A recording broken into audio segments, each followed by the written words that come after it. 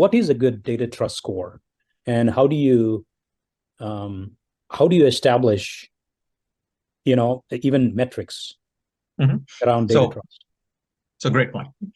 So data trust score is not a fixed number. So it is, let's say you are a burger company and you're managing the trustability of your supply chain data.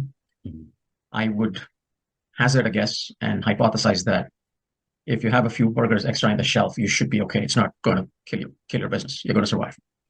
So you might be open to saying, I can have a data trust score for this particular use at, let's say, 80%. I'm willing to say with 80% confidence, I can trust this data. Now, if you're an accounts payable part of the same burger company, you are not going to be happy with saying, I'm 80% certain I owe this guy this much money.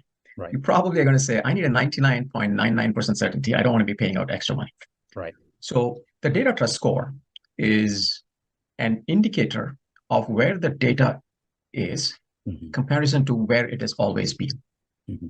If you're a successful company and you've been doing some functions pretty well, if I look at your historical data trust score, you could say, seems like I will survive if my data trust score is at 80 to manage the supply chain of the burgers.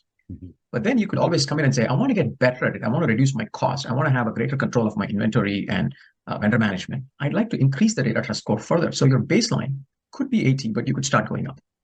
And of course, if you are the finance arm of the same company, you probably want to make sure it is at a very high level even to begin with. Okay. Now that's great.